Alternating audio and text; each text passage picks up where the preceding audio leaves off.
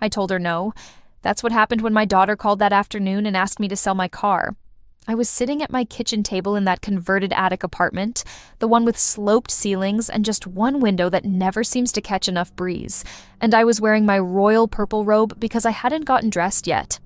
The summer heat in Atlanta makes everything slow down, makes you want to stay still, and that fan just spins and spins overhead like it's trying to convince you it's doing something.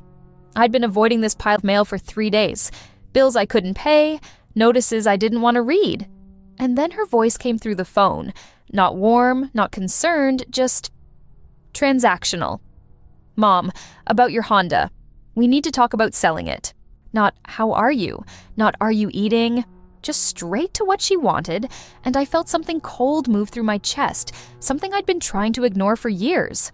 I looked at that pile of envelopes and I thought about how many times I'd opened letters like these and found my money gone, my accounts emptied, my signature on documents I barely remembered signing. I thought about my mother's china cabinet that disappeared one Sunday afternoon. I thought about my grandmother's quilts that were borrowed and never returned. I thought about the deed to that small piece of land my father left me, the one Marcus said would be better managed if it was in his name for tax purposes. And I said no. She went quiet. You could hear it, that pause, like she'd never expected me to push back, like she'd been so sure I'd just agree the way I always had, the way I'd been agreeing for 30 years, the way loyalty taught me to agree. Then she tried again. Her voice changed, got softer, the way it used to sound when she was a little girl asking for one more cookie before dinner. Mom, I'm just worried about you. You don't drive much anymore. The insurance is expensive. The registration fees. It's just sitting there depreciating, and you could really use that money. I could use that money. She was right about that. But what she didn't say, what hung in the air between us like humidity before a storm, was whose hands that money would end up in. I gripped the phone tighter, felt the plastic warm against my palm, slick with sweat from the heat and from something else, from the effort it took to keep my voice steady. I said no, baby.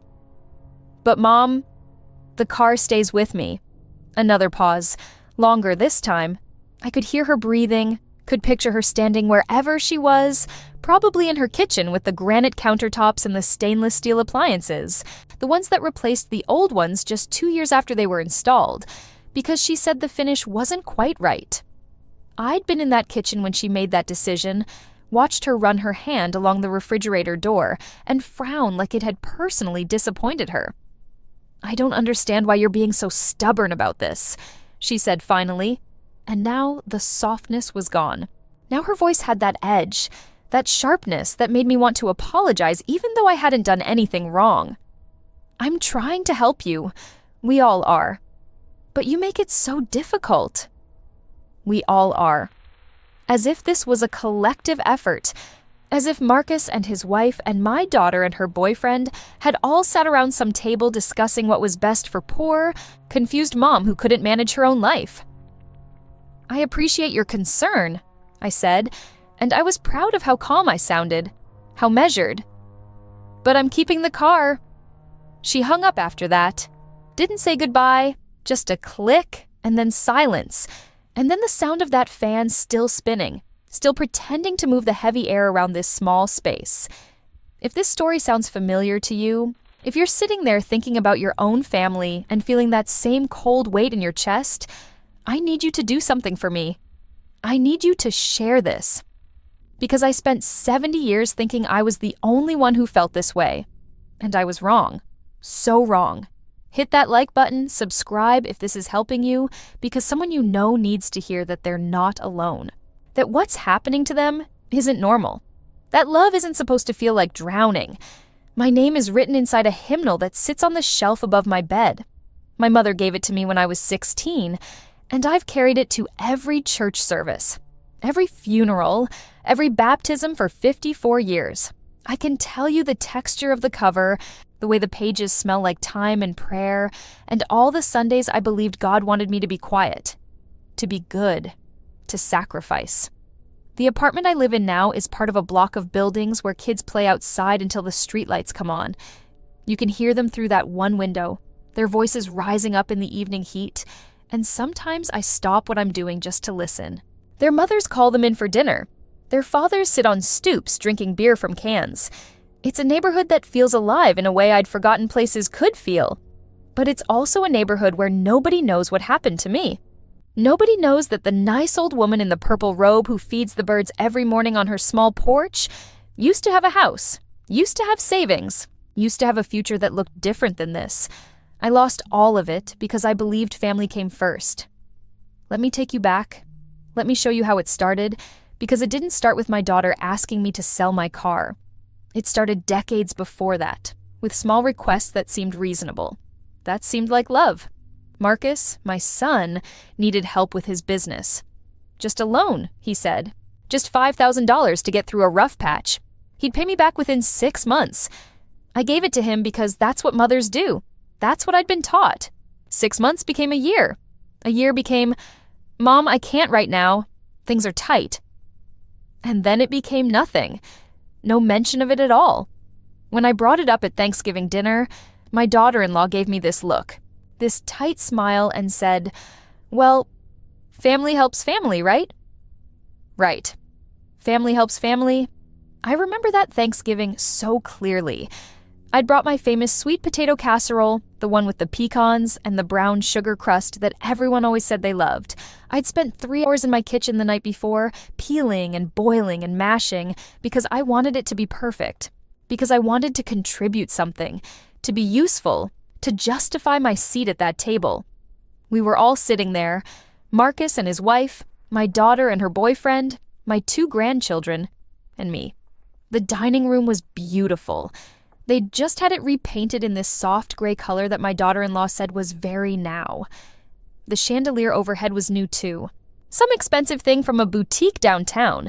I'd complimented it when I arrived, and she'd told me the price with this casual air, like spending that much on a light fixture was just a normal thing people did. The turkey was carved, the dishes were being passed around, and I'd worked up the courage to mention the loan, not demanding, not angry, just asking gently if Marcus had thought about starting to pay it back, maybe just a little bit each month, whatever he could manage.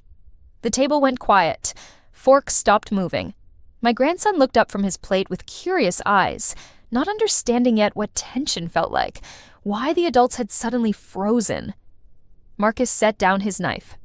Carefully. Precisely. The way you do when you're trying to control your reaction.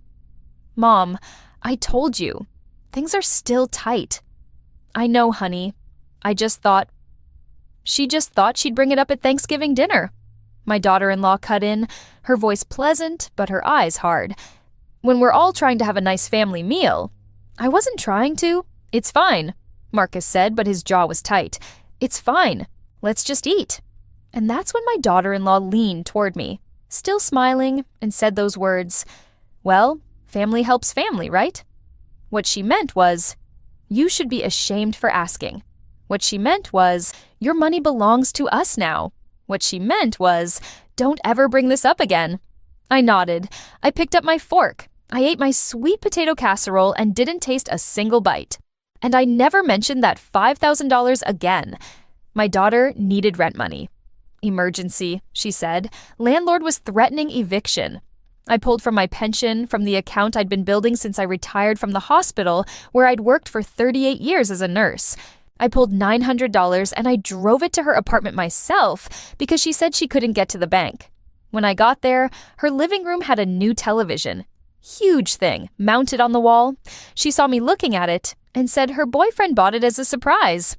I didn't say anything. I just handed her the envelope and left. But let me tell you what happened before I left. Let me tell you about the 20 minutes I sat in that apartment, feeling something crack inside my chest. She'd made coffee. Instant, not even brewed, just hot water and powder stirred together in a mug that said Boss Babe in gold letters. She handed it to me and sat on the new leather couch. Also new, I realized, looking at it more closely, and she started telling me about her job, about how her boss didn't appreciate her, about how she was basically running the entire office, but they wouldn't promote her, about how hard everything was. And I sat there holding that terrible coffee and I listened. I listened the way I'd always listened, nodding in the right places, making sympathetic sounds, being the audience she needed, The television was so big it dominated the room. Had to be at least 60 inches. Maybe more. The kind of television that costs what I make in 2 months of pension payments. "You're so lucky you don't have to work anymore," she said at one point, curling her legs under her on that leather couch. "You can just relax. No stress." I thought about the bills on my kitchen table. I thought about the fact that I'd eaten peanut butter sandwiches for dinner 3 nights in a row because I was trying to save money. I thought about how my own television was a 20-year-old model with a crack in the corner of the screen that I'd learned to ignore. "Yeah," I said. "Lucky." She didn't ask how I was, didn't ask if $900 was hard for me to spare, didn't seem to notice that my shoes were worn through at the heels, or that my purse was held together with duct tape on one side. She just took the envelope, set it on the coffee table next to her laptop, also new, I noticed, and kept talking about herself. When I finally stood to leave, she hugged me at the door, quick and light, barely a touch. "Thanks, Mom, you're a lifesaver." And then I was back in the hallway, back in the fluorescent lighting, walking toward the elevator and feeling like I'd just been robbed, but by someone who smiled while they did it, by someone who made me feel grateful for the opportunity to be stolen from. That's the thing about betrayal. It doesn't announce itself. It doesn't come with a villain's mustache and a clear set of evil intentions. It comes with your daughter's voice saying she needs help. It comes with your son saying he'll pay you back. It comes with just this once turning into every month, every crisis, every time they decide you have something they want more than you need. I used to have a hobby. I used to sit on my porch in the mornings before the heat got unbearable, and I'd feed the birds. Sparrows mostly, but sometimes a cardinal would come, brilliant red against the gray of the apartment building across the street. I'd scatter seeds and watch them land, and for those few minutes, I felt like I was doing something that mattered, something simple and good. But even that became complicated. Marcus said I was wasting money on birdseed when I could barely afford groceries. My daughter said the birds made a mess and the landlord would complain. Marcus had come by one morning unannounced. I was out on the porch in my purple robe, scattering seeds, watching a cardinal pick through them with his bright black eyes. The morning was still cool, that brief window before the heat settles in and makes everything shimmer. "Mom, what are you doing?" I looked up. He was standing in the doorway, still in his work clothes, probably stopping by on his way to the office. He did that sometimes, unannounced visits that felt less like checking on me and more like checking up on me.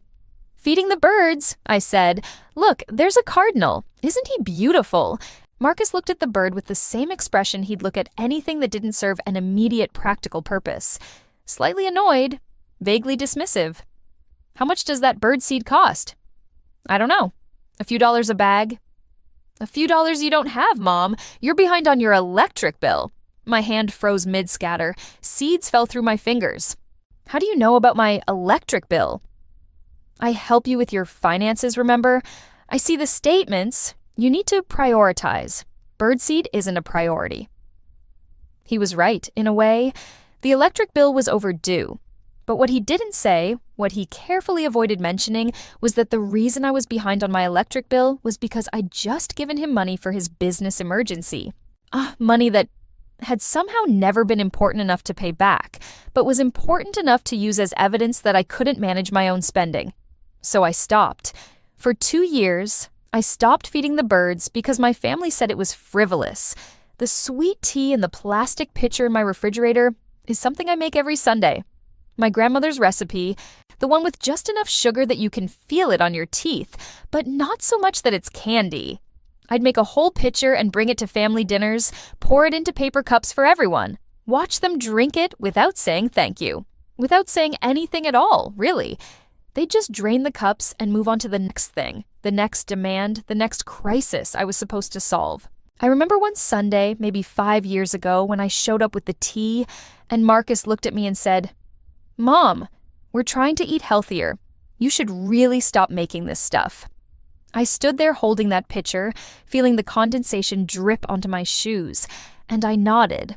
I poured it down the sink when I got home, and then I cried in my bathroom with the door locked, because even my grandmother's recipe wasn't safe. That bathroom, let me tell you about that bathroom. It's small, barely big enough for the toilet and the shower, and a sink that's been dripping for 3 years. I'd asked Marcus to help me fix it once, and he'd said he'd get around to it, and then he never did. So, it just drips. Day and night. A steady rhythm that you learn to sleep through, that becomes part of the background noise of your life. I sat on the edge of the bathtub that day, still holding my purse, my keys still in my hand, because I hadn't made it any further than the bathroom before the tears came. The pitcher was in the sink, empty, and I could smell the sweet tea going down the drain. My grandmother's recipe. The one she'd taught me when I was 9 years old, standing on a stool in her kitchen, watching her measure sugar with a cracked ceramic cup because she didn't believe in fancy measuring tools. "You make this sweet enough that it feels like a hug," she'd told me. But not so sweet that it's showing off, just right for a Sunday afternoon. I'd made it every week since she died, every single week for 43 years. And now I was watching it disappear down a drain because my son thought it wasn't healthy enough. Because he'd decided, without asking, what I was allowed to contribute to family gatherings. The faith I carried, the faith written in that hymnal, told me to honor my mother and father. It told me to turn the other cheek. It told me that suffering was noble, that sacrifice was holy, that if I just loved hard enough, gave enough, believed enough, everything would work out. Reverend Thomas used to preach about the kind of love that endures all things. And I thought that meant enduring this. Enduring their hands in my bank account. Enduring their signatures on my property. Enduring their silence when I needed them and their noise when they needed me. I was wrong about what that scripture meant. I was wrong about a lot of things. They didn't just take my money, they took my mother's china cabinet, the one with the curved glass door and the small brass key. They said they needed it for storage. They took my grandmother's quilts, each one hand-stitched, each one carrying a pattern that meant something to someone who's been dead for 40 years. They took the deed to my father's land, that quarter-acre plot outside Decatur that he'd bought with savings from working 2 jobs. They said it needed to be in Marcus's name for estate planning purposes. They said it was safer that way. The china cabinet disappeared on a Sunday afternoon in April. I remember because the azaleas were blooming, bright pink against the gray sky, and I'd spent the morning at church. When I came home, my living room looked different. Wrong. It took me a full minute to realize what was missing. I called Marcus. My hands were shaking so hard I could barely dial. "Marcus, the china cabinet. My mother's china cabinet. It's gone." "Oh yeah, I meant to tell you. We picked it up this morning. We need it for storage in our guest room." "You took it? Without asking?" "Mom, you said we could. Remember? Last month when we were talking about downsizing your stuff?" Had I said that? I'd said something about having too much furniture for this small apartment, about needing to simplify. But I'd never said he could take my mother's china cabinet. I'd never said he could take anything without asking me first. "I need it back." "Mom, we already moved it. It was a whole thing. We rented a truck. You can't expect us to just bring it back. It's mine. My mother gave it to me. And you gave it to us. Look, I have to go. We'll talk about this later." He hung up. I stood in my living room, looking at the space where the cabinet had been. There was a rectangle of darker wood on the floor, where it had protected the boards from sunlight. A ghost. A shadow of something that used to be there. I never saw that cabinet again.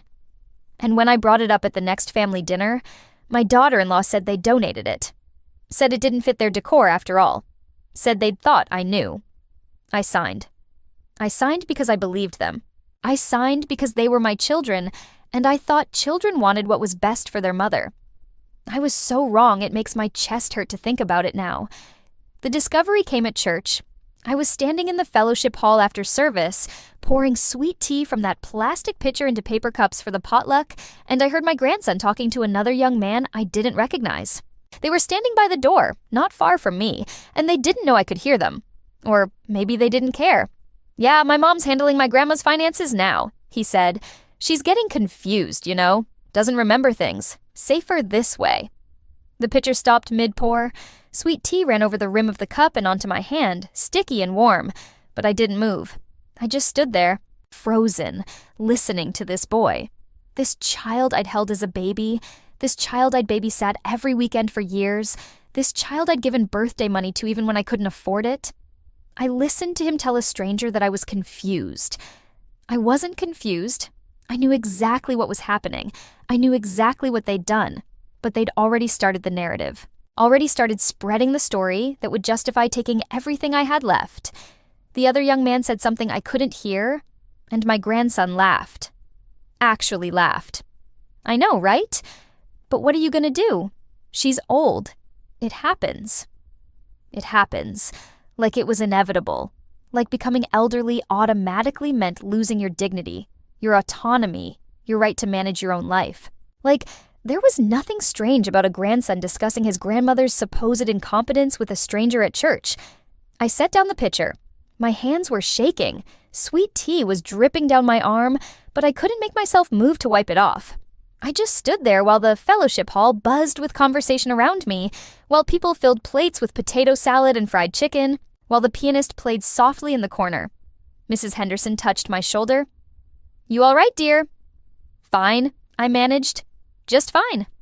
I wasn't fine. I was breaking apart. But I smiled at her, and I picked up the pitcher, and I poured more tea, and I made it through that afternoon without falling apart where everyone could see.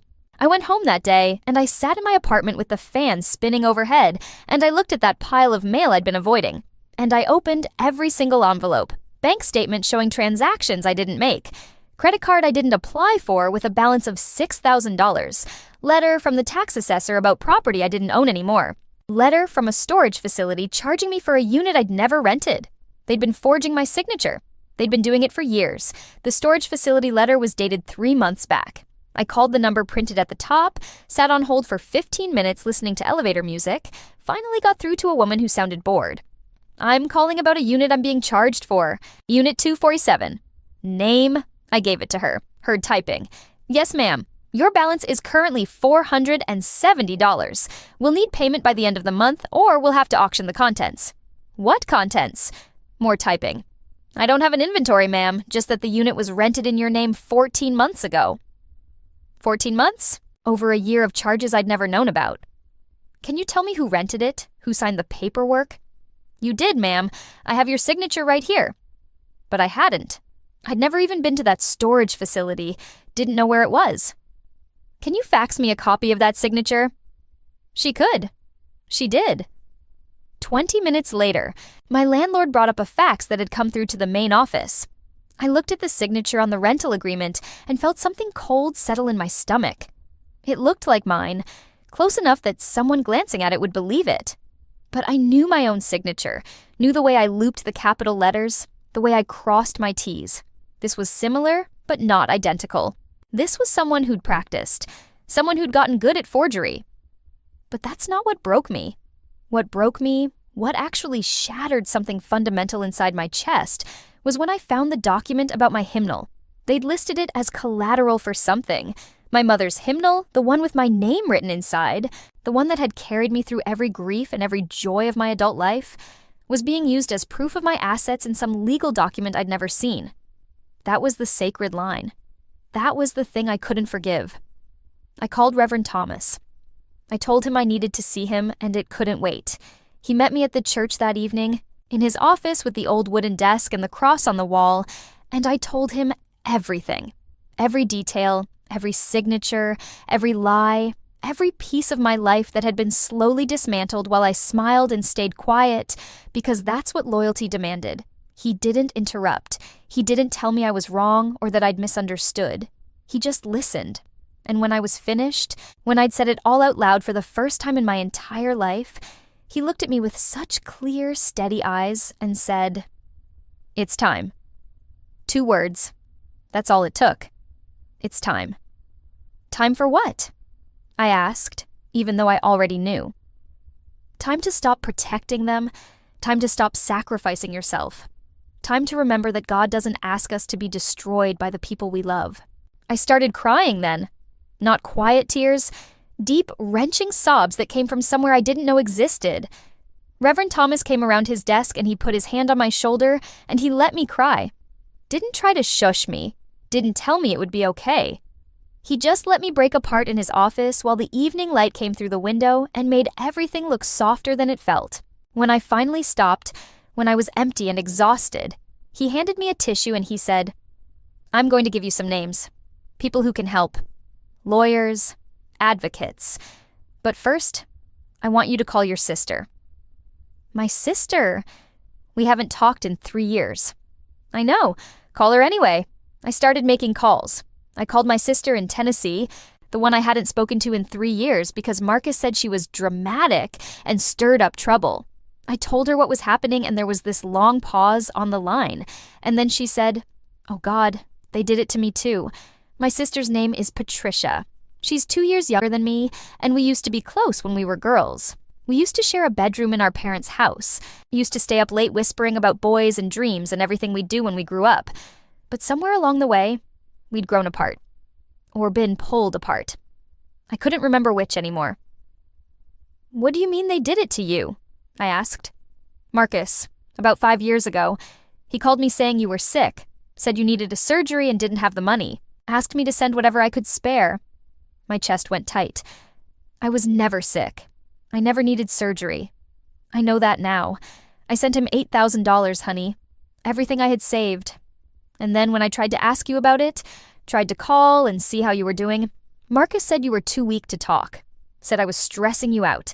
Said I needed to give you space. I never knew you called. He told me you did. He told me you said I was being too pushy, that you needed me to back off.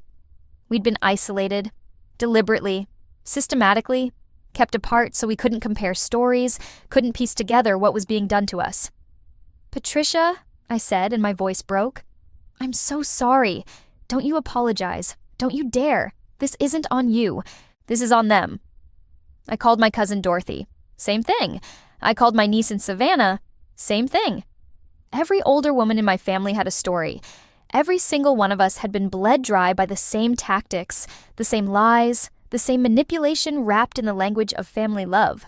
Dorothy had lost $12,000 to what Marcus called investment opportunities. My niece had co-signed a car loan that Marcus defaulted on, destroying her credit. My aunt in Florida had loaned him money for his children's education that was never used for education at all. We weren't alone. None of us were alone. We'd just been isolated, kept separate, told that speaking up would destroy the family. And we'd believed it because we'd been taught that family was worth any price. We started gathering evidence, emails, bank statements, photographs of documents, recordings of phone calls where they contradicted what they'd told us before. My niece worked in legal administration, and she knew exactly what we needed. My cousin Dorothy had kept meticulous records of every dollar she'd given and every promise that had been broken. My sister had a lawyer friend who owed her a favor. Patricia drove down from Tennessee, showed up at my apartment on a Tuesday morning with a laptop and a banker's box full of papers. She looked older than I remembered. Grayer, more tired. But when she hugged me, I smelled her perfume and I was 16 again, sharing that bedroom, believing the world was good. We sat at my kitchen table for 6 hours that day, spreading out documents, comparing dates, building a timeline, every transaction, every lie, every forged signature. Dorothy joined us on video call, her face pixelated on my old laptop screen, but her voice steady and angry and certain. "We have them," she said finally, sitting back and looking at the spread of evidence. "We have enough to prove fraud." We built a case, a real, actual legal case with documentation and witnesses and a timeline that went back 15 years. And then I sat down at my kitchen table with my laptop, the one Marcus had said was too complicated for me to use, and I wrote an email. I attached every document, every statement, every piece of evidence we'd gathered, and I sent it to 5 addresses: the probate office, the police department, a lawyer Reverend Thomas recommended, the Adult Protective Services Division, and my daughter. The subject line was simple: what you took and why it stops now. I didn't ask for permission. I didn't warn them. I just sent it, and then I closed my laptop and I sat in the quiet of my apartment, and I waited. My finger trembled over the send button for almost a full minute. Patricia was standing behind me, her hand on my shoulder. "You sure about this?" she asked. "No," I said, "but I'm doing it anyway." Click, sent, 5 emails dispatched into the universe, carrying with them years of silence and pain and evidence that couldn't be ignored. The response came in pieces. First was silence. Then was panic. Marcus called 17 times in one afternoon. My daughter sent text messages that started angry and ended desperate. My grandson showed up at my door and I didn't let him in. I stood on the other side of that locked door and I said through the wood, "You told people I was confused. You told them I couldn't manage my own life. You were wrong. Grandma, please let me explain." There's nothing to explain. I heard you. At church. You laughed about it. I didn't mean it like that. You were just telling the truth as you saw it. You really believe I'm incompetent, that I don't understand what's happening. But I understand perfectly. I understand that you've been stealing from me, that your mother forged my signature, that your father took my property. I understand all of it. Silence on the other side of the door. Then, what do you want us to do? I want you to leave, and I want you to remember that I gave you every chance to stop, every chance to do the right thing. You chose this. I heard him walk away, heard his footsteps on the stairs, and I stood there with my hand on the door, shaking but not crying. Not anymore. The credit card fraud got flagged first. Investigation started there. Then the probate court sent a letter requesting Marcus appear with documentation about the property transfers. Then, my daughter received a notice that her access to my accounts had been revoked, and an inquiry was underway about whether she'd acted within legal boundaries. It wasn't one consequence. It was multiple. It was a wave of accountability that built slowly and then crashed all at once. Marcus had to hire a lawyer. My daughter lost control of the finances she'd been managing. The storage unit was traced back to documents with forged signatures. The credit card company started proceedings. It wasn't satisfying in the clean way you want justice to be satisfying. There wasn't a courtroom scene where I stood up and gave a speech and everyone applauded. It was bureaucratic and slow and frustrating. But it was real. It was happening. They were being held accountable. And I did something that felt small but changed everything. I have this old iron, the kind that heats up on the stove, that my mother used when I was a child. I'd kept it more for sentiment than use, but one morning I pulled it out and I heated it up, and I stood in my kitchen pressing fabric and I felt my hands steady. I felt my breathing deepen. I looked around at the walls of this attic apartment, at the beige paint Marcus had chosen because it was neutral and wouldn't show dirt, and I decided I was done living in spaces other people designed. I bought paint. Deep amber, warm and golden like late afternoon light. I painted one wall myself, carefully, taking my time, and when I stepped back and looked at it, I cried. Not from sadness, from recognition, from seeing myself in this space for the first time in decades. The paint cost $23 at the hardware store down the street. I'd walked there on a Saturday morning, still nervous that somehow Marcus would find out and tell me I was wasting money. But I bought it anyway. Bought a roller and a pan and painter's tape. Carried it all home in a plastic bag that cut into my fingers. I started painting at dawn the next day. Started with the wall opposite my bed, the one I'd look at every morning when I woke up. I'd never painted before. Not really. Marcus had always hired people for that. But I watched a video on my phone, and I followed the instructions, and I rolled that amber paint onto the beige wall and watched the color transform the space. It took me 3 days. My arms ached. My back hurt. I got paint in my hair and on my purple robe and on the floor despite the drop cloth I'd carefully laid down. But when it was finished, when all 4 walls glowed with that warm amber light, I sat on my bed and I looked around and I felt something I hadn't felt in years. I felt like I was home, like this space was mine, like I had permission to exist in it exactly as I was. My health changed after that. I don't know how to explain it except to say that the weight I'd been carrying, the weight that made my shoulders hunch and my back ache and my breathing shallow, started to lift. I walked more. I stood straighter. I started feeding the birds again, every morning, scattering seeds on my small porch and watching them come. The cardinals returned, the sparrows returned. And I sat there in my purple robe with my coffee, and I felt something like peace. People at church noticed. They asked what was different, and I couldn't quite name it. The fear was still there sometimes, the worry that my family would find some new way to hurt me, but it wasn't the whole story anymore. There was something else now, something that felt like dignity. Mrs. Henderson stopped me after service one Sunday. "You look good, honey. Really good. What's your secret?" I thought about telling her everything, about the forged signatures and the stolen property and the legal proceedings, but instead, I just smiled and said, "I'm learning to say no." She laughed like I'd made a joke. But I was serious. Deadly serious. I started looking for a new apartment. A real one, not an attic. Something near the church I'd attended for 40 years, where Reverend Thomas still preached, and where the fellowship hall still smelled like coffee and old hymnals. I found a place with 2 windows, with a kitchen that had counter space, with neighbors who were kind and didn't know my story unless I chose to tell it. I'm moving there next month. I'm taking my hymnal and my iron and my plastic pitcher for sweet tea. I'm taking the birds with me, in a way, because I'll keep feeding them. I'm leaving behind the beige walls and the sloped ceiling and the single window that never caught enough light. I'm leaving behind the version of myself who stayed quiet, who sacrificed everything, who believed that family loyalty meant accepting abuse. Here's what I learned, and I need you to hear this with your whole heart. The system didn't save me. The police took months to respond. The authorities moved slowly. Social services had waiting lists and forms and bureaucracy that felt designed to exhaust you into giving up. But I learned that when the system fails, and it will fail sometimes, you build your own system, you find your pastor, your spiritual leaders, your fellow survivors. You document everything with dates and details and photographs. You don't protect the people who hurt you. You don't keep their secrets. You don't prioritize their comfort over your survival. And you get out, however you can. Whatever it takes, you get out. Let me tell you something that shook me when I learned it. Studies show that in many communities, 1 in 3 seniors suffer some form of mistreatment. 1 in 3. That means if you're sitting in a room with 2 other older people, one of you is being abused right now. One of you is being financially exploited, or emotionally manipulated, or physically neglected. One of you is staying quiet because you think you're alone. And here's the part that made me angry. That made me want to shout from every church pulpit and every community center. Research proves that half of all people with dementia experience abuse. Half. That means if you're showing any sign of memory issues, any sign of confusion, any sign that you might not be able to defend yourself, you become a target.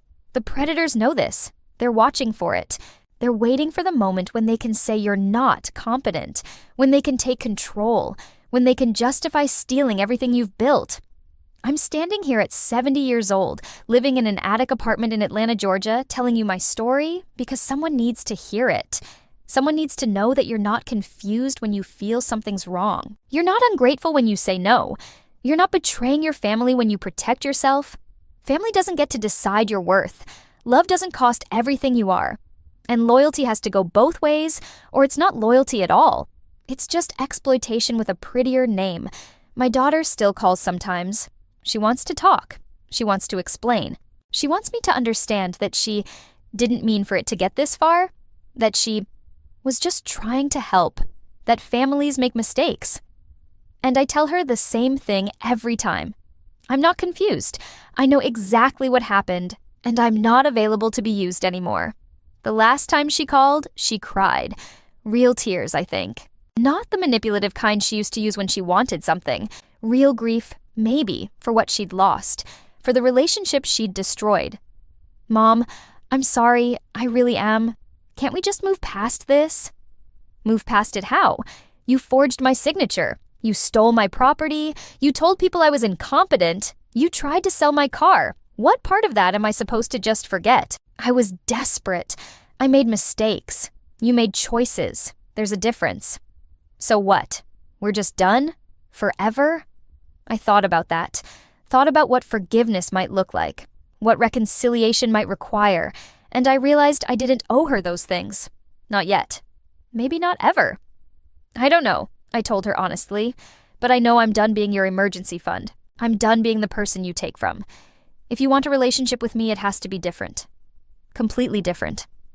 And I'm not sure you're capable of that. She hung up, crying, and I felt sad, but I didn't feel guilty. There's a difference there, too. Is there something you've been staying silent about because you thought it was love? Is there someone taking from you, draining you, using you while telling you it's normal, while telling you that's what family does? I'm asking you now, before you close this page, before you move on to the next thing, share this story. Hit that like button. Subscribe if you need to hear more stories like this, because the algorithm needs to know that these stories matter, that these voices matter, that survivors like me, like you, like the person sitting next to you who's too afraid to speak, we all matter. Someone you know needs permission to say no. Someone you know needs to hear that they're not alone. Someone you know is sitting in their own attic apartment right now, wearing their own purple robe, looking at their own pile of mail, wondering if they're crazy for feeling what they feel. They're not crazy. They're being abused, and they deserve better. We all deserve better. This morning I fed the birds again, scattered seeds on my little porch, and watched the cardinals come. The sun was just coming up, turning everything gold and soft, and I stood there in my purple robe with my coffee, and I thought about the new apartment, about the 2 windows and the kitchen counter space, about the amber walls I'll paint there too, because now I know how. I thought about my hymnal, still on the shelf above my bed, still carrying my name inside, still mine despite everything they tried to take. And I thought about you, whoever you are, reading this right now. I thought about how you might be where I was 5 years ago, 10 years ago, 30 years ago, staying quiet, sacrificing, believing that love means letting yourself be destroyed. It doesn't. Love doesn't mean that.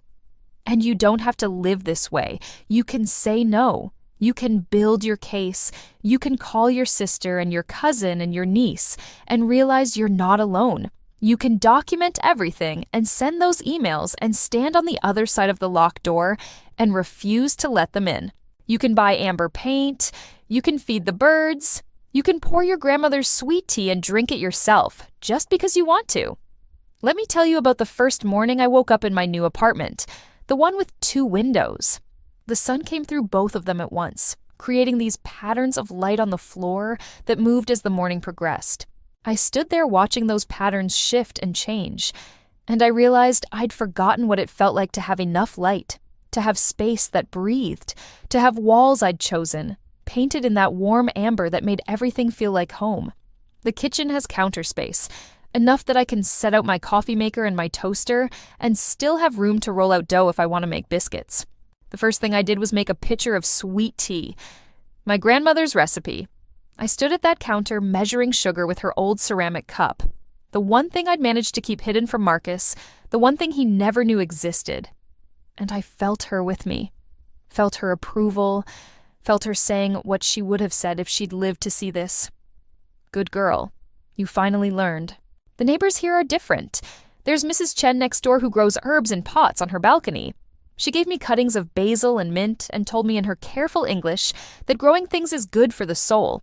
There's Michael downstairs, a young man who works nights and nods hello when we pass on the stairs.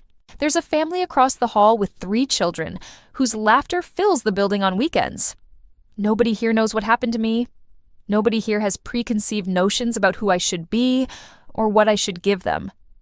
I'm building a life here. A small life, maybe, by some people's standards. But it's mine. Every inch of it. Every choice.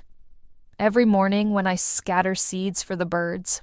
Every evening when I sit by my windows and watch the light fade. Every Sunday when I make sweet tea and drink it from my grandmother's good glasses, the ones I'd packed away and forgotten about until I unpacked them here. The legal proceedings took 16 months to fully resolve. 16 months of depositions and hearings and paperwork that felt endless. Marcus had to return some of the money.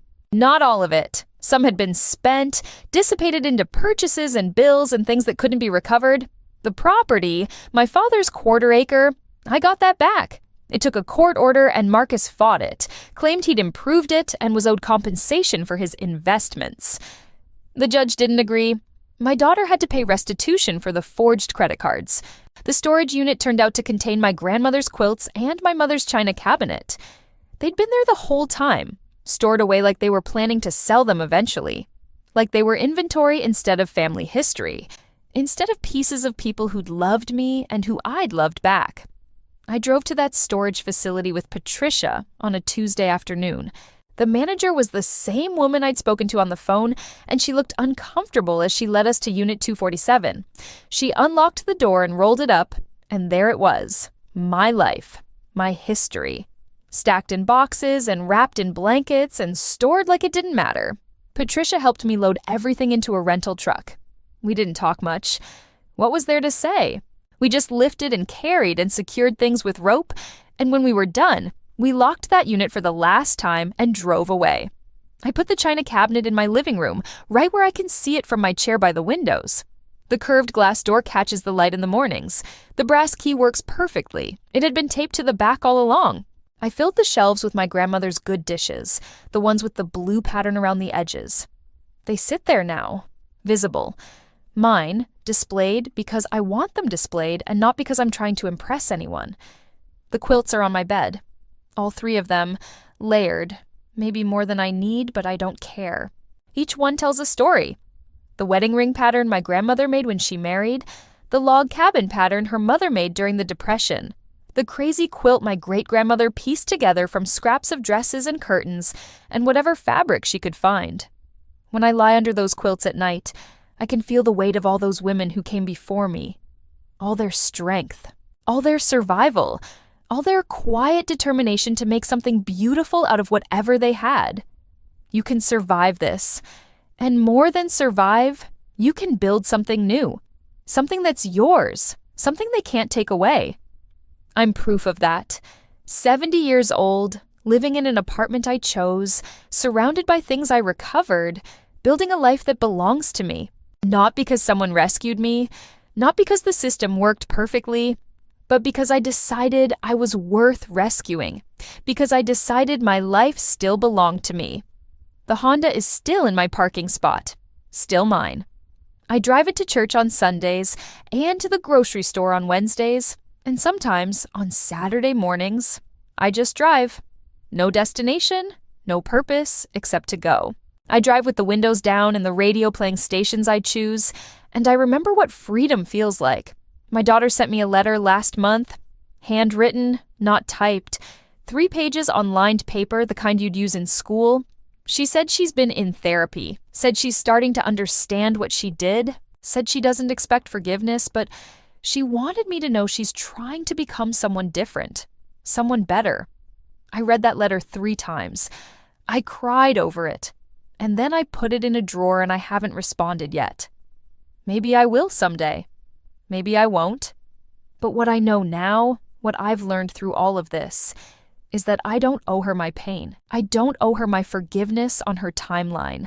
I don't owe her anything except honesty. And the honest truth is I'm not ready. Maybe I never will be. And that's okay. That's more than okay. That's me choosing myself.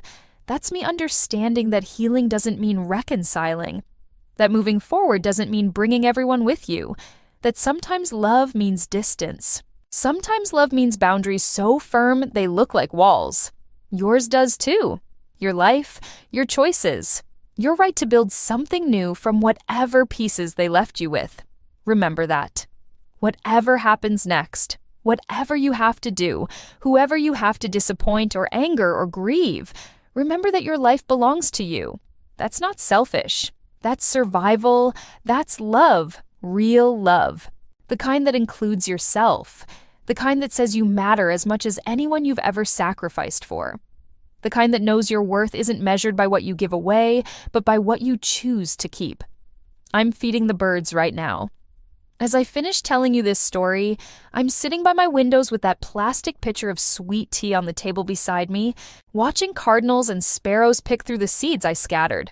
The morning light is coming through both windows, creating those patterns on my amber walls, and I'm wearing my purple robe because it's comfortable and I want to. This is what victory looks like. Not perfect, not dramatic, just quiet and steady and mine. You can have this too. Whatever your version of this looks like, 2 windows or 1, amber walls or blue, birds or plants or whatever small joy you've been denying yourself because someone said it was frivolous. You can have it. You deserve it. And when you get there, when you're sitting in your own space with your own light streaming through windows you chose, I want you to remember this story. Remember that an old woman in Atlanta said no, said it clearly, said it firmly, and built a life from that single word. No is not the ending. No is the beginning. Everything else comes after.